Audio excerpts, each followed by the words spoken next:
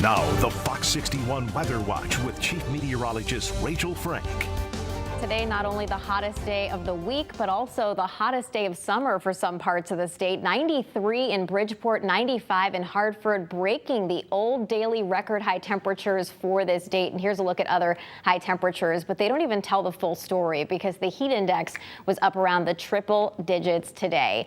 Tomorrow, instead of highs in the mid 90s, we're in the mid to upper 80s. So it's still very warm, but we're taking a little bit of the edge off the heat. That being said, it's still going to be incredibly humid, so you still need to make sure that you're taking care of yourself. And heading into the weekend, we'll dial back the heat even more. The average high for this time of year is 79 degrees, so we get there heading into Sunday and Monday, ballpark right around there. Taking a look at the radar, you'll see one batch of showers, rumbles of thunder quickly passed through northwestern Connecticut, but most of it ended up missing. There were some severe storms in the Berkshires, though, and there's more to the southwest of us that likely follow the same track, although again, northwest Connecticut could end up getting clipped. There may be a better chance for a few scattered showers and storms tomorrow. We have a lot of instability, as you could imagine, with the heat and humidity of the day. Very low wind shear, though, so not a lot of spin in the atmosphere. What we're looking for is a trigger to set off these storms. So it's one of those days where if you end up seeing some of those storms pop up, it's kind of game on for them to continue to develop through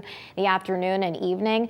There's a chance they're kind of isolated in nature if that never fully comes together. The biggest risk would be after 4 o'clock, and strong gusty winds would be what we'd be watching, along with obviously heavier downpours. I think tomorrow morning we start off the day with more clouds than we've had out there recently, even some patchy fog or mist in parts of the state. Then we break for some sunshine midday. This computer model does have the chance for a scattered shower or thunderstorm heading through the late afternoon and early evening. And we could see more where that comes from heading into Saturday and Sunday. Neither day looks like an all-day washout, but it's one of those weather setups where when it rains, it pours. We just have a lot of humidity in place. So even after the heat leaves, the humidity sticks around.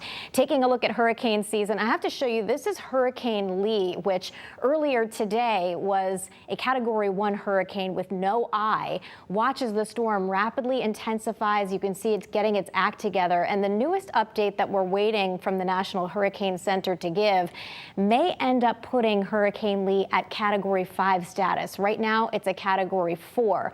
Very strong consensus that this storm stays away from the Leeward Islands, stays away from Puerto Rico. That being said, we're still talking about rough surf and rip currents for all of these islands starting tomorrow and continuing to Saturday. I know a lot of you have friends and family in Puerto Rico. After that, the question is, when does the storm turn north? How close does it get to the East Coast? Is it out to sea, or are there some direct impacts?